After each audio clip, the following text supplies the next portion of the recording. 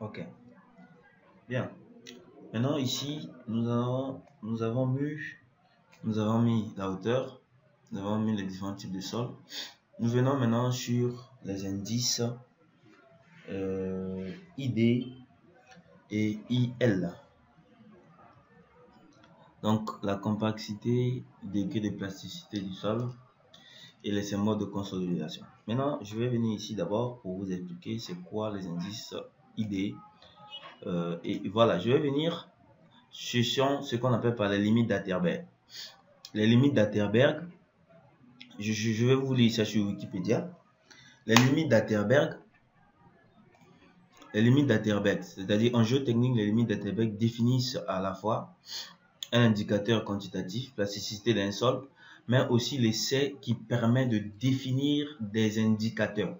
On dit que cet essai a été établi par l'agronome suédois qu'on appelle Albert Atterberg. Maintenant, la teneur en eau d'un sol peut être en effet varie au cours des opérations.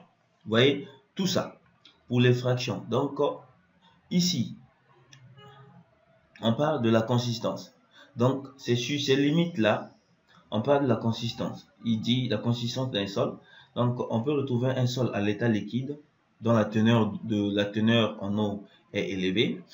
On peut retrouver un sol à l'état plastique, c'est-à-dire que le sol est stable naturellement, mais qu'un effort lui est appliqué, mais dès qu'un effort lui est appliqué, c'est-à-dire il est le siège des déformations importantes. Donc, en grande partie non réversible, sans variation notable de volume et sans apparition des fissures. Maintenant, l'état est solide, c'est-à-dire un sol à l'état solide, c'est-à-dire c'est le sol a le comportement d'un solide. L'application d'un effort n'entraîne que des faibles déformations, alors qu'à l'état plastique, ça entraîne vraiment une déformation. Le passage à l'état solide s'effectue au départ avec une réduction du volume ou de retrait, c'est-à-dire puis le volume constant dans donc sans retrait. Il y a maintenant des indicateurs. Tout à l'heure, sur le logiciel, je vous ai dit que ce sont des indicateurs. Donc, ça, ce sont des indicateurs. On va venir pour continuer. Il y a des indicateurs, il y a des limites de liquidité. C'est-à-dire la limite de liquidité qu'on appelle WL caractérise la transition entre un état de plasticité et un état de liquide. Donc, c'est cette limite, donc les limites d'Atterberg, cette limite de plasticité, donc de liquidité autant pour moi, caractérise la transition entre un état plastique et un état liquide. Tandis que c'est la teneur en eau pondérale, c'est-à-dire exprimée en pourcentage. Donc, il suffit de faire les cours de géotechnique mécanique des sols. Vous allez savoir comment calculer la teneur en eau, au-dessus de laquelle le sol se coule comme un liquide visqueux sous l'influence de son propre poids. Et voilà la formule de la teneur en eau, c'est la masse de l'eau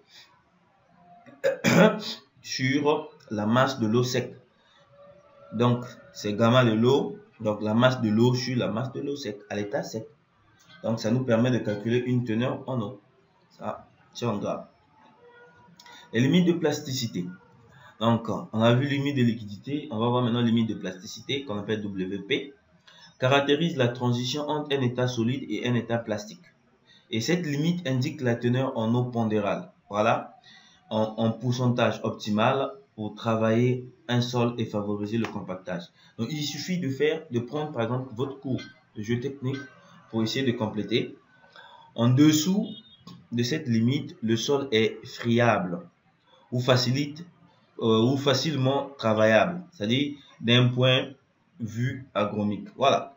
Maintenant, cette limite WP, c'est-à-dire comme la teneur en humidité diminue à cause de l'évaporation, donc c'est à cause de l'évaporation, on dit que le fil commence à se briser à grand diamètre. C'est-à-dire la limite de plasticité est définie comme étant la teneur en eau où le fil se casse en un diamètre de 3 mm. Voilà, il y a aussi, après les limites, il y a maintenant ce qu'on appelle par les indices de plasticité et les indices de densité et les indices de plasticité. Donc tout ça, maintenant, ce sont les indices qu'on a mis sur le logiciel RexPile, indice de densité et indice de liquidité. On dit que l'indice de liquidité, c'est la teneur en eau, donc c'est ça. W moins WP sur IP. Ça, c'est l'indice de liquidité. Donc, c'est cette limite ici, moins la limite de plasticité sur, donc la teneur en eau ici, moins la limite de plasticité sur ça. Ici aussi, c'est ça. C'est la teneur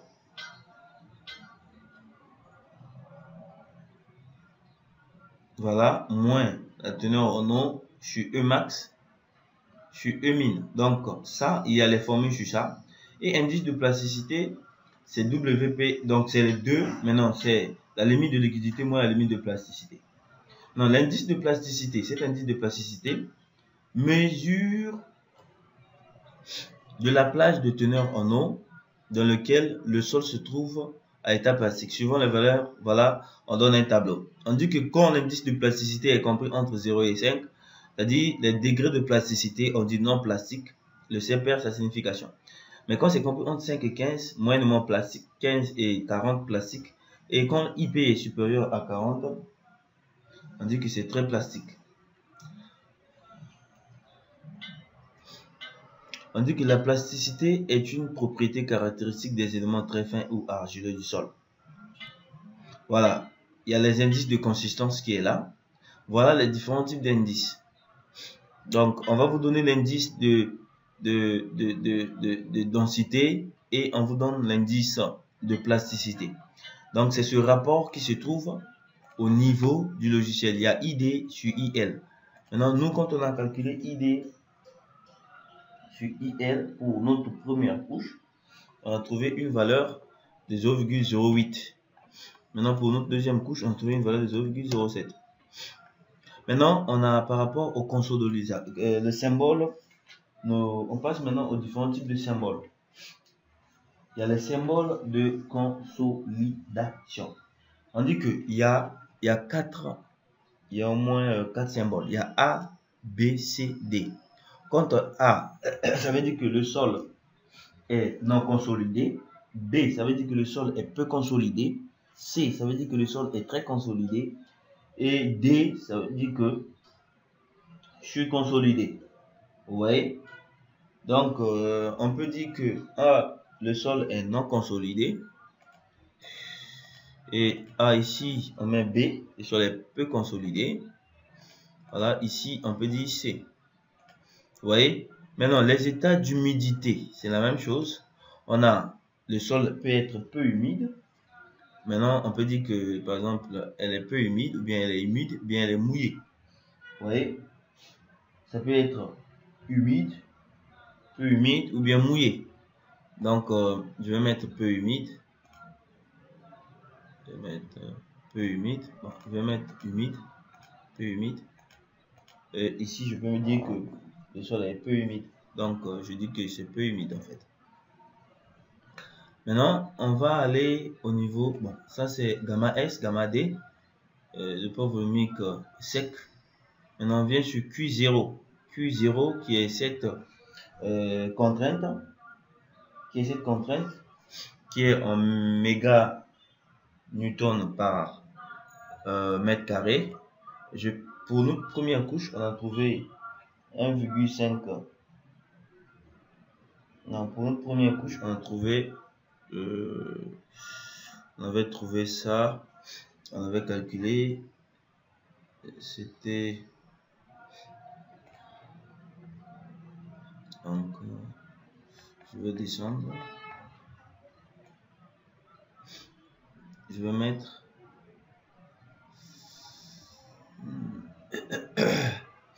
je vais aller directement au niveau de la somme. Je vais utiliser les deux valeurs ici de la somme. Ok, 2,56 et 2,78. 2,56 et 2,78. Donc 2,56, je vais mettre 2,78. Bon, ici je vais mettre 3 par exemple. Ok, maintenant je vais ici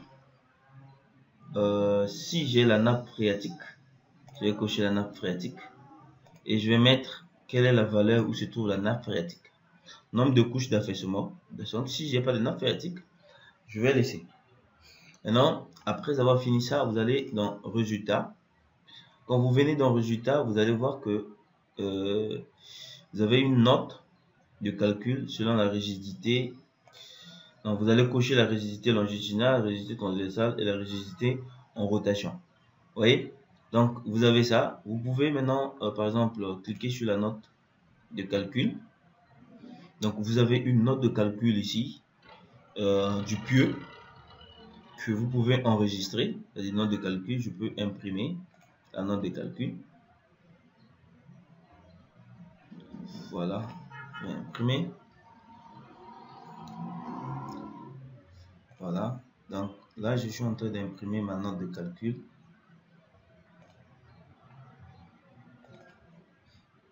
Je vais dire NDC, note de calcul pieu, avec RedSpy. Je vais enregistrer.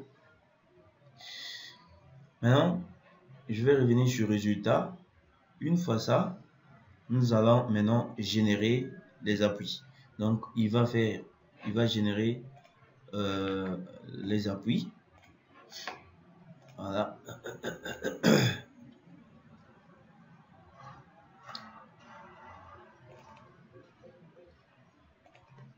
Rex pieu. Enregistre. Maintenant, je vais générer les appuis. Voilà, je vais tout cocher. Je vais laisser ça cocher. Je vais générer les appuis. Voilà, le logiciel va commencer à générer ici des appuis au cours de cette opération. Ça peut durer un minimum de temps.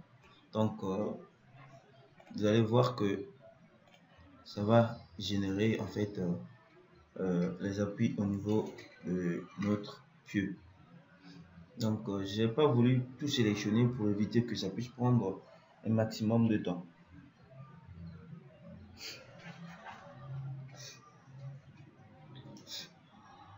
Donc, on observe.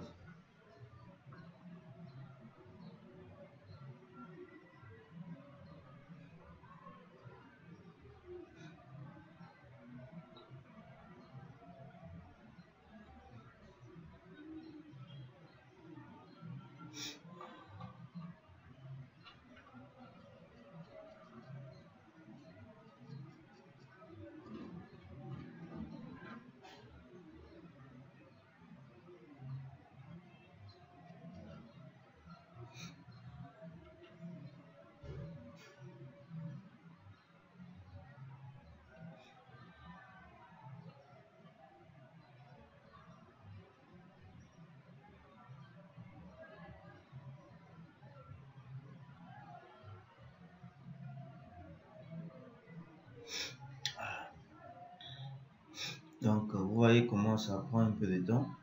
Imagine un peu si on avait pris en fait toutes les poutres.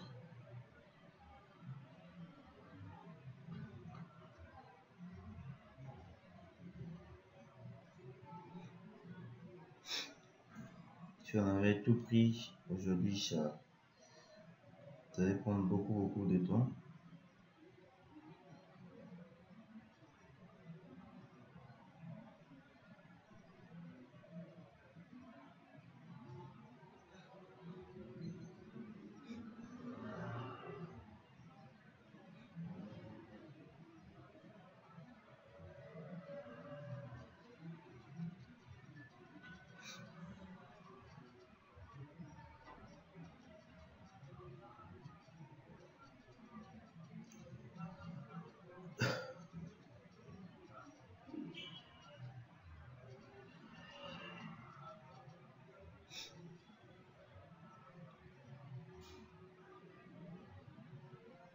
Bon, je peux mettre une pause en attendant.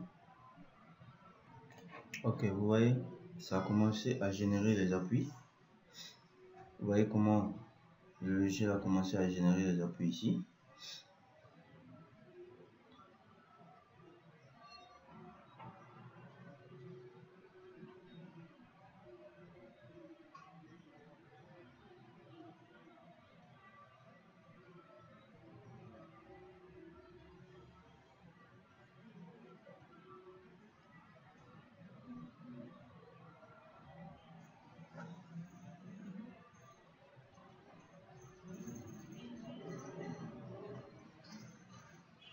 Là, ça charge, ça génère des appuis. Regarde comment ça fait la magie sur les pieux.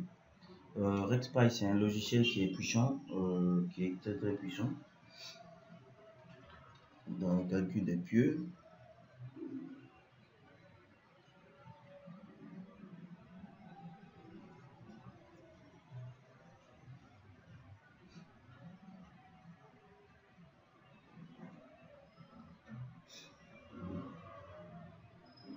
Donc une fois que ça va finir, je vais enlever les autres pieux et je vais prendre le pieu qui est là et je vais mettre ça sur les autres éléments pour me permettre d'être un peu plus rapide.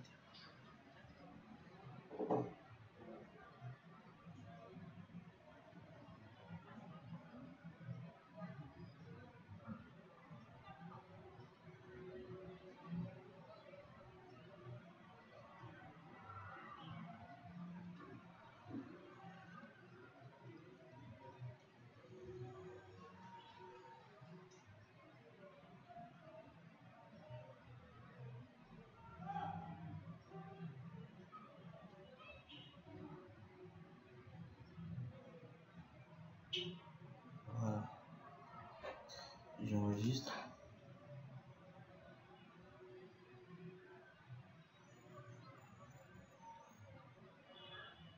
Voilà, donc voilà, RexPy est aussi intelligent qu'il est.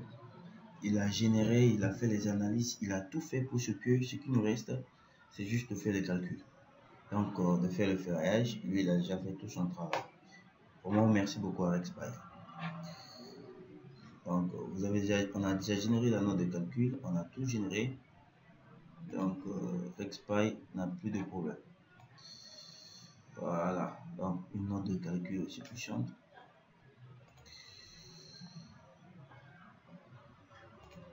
D'après les différents types de sols que nous avons fait,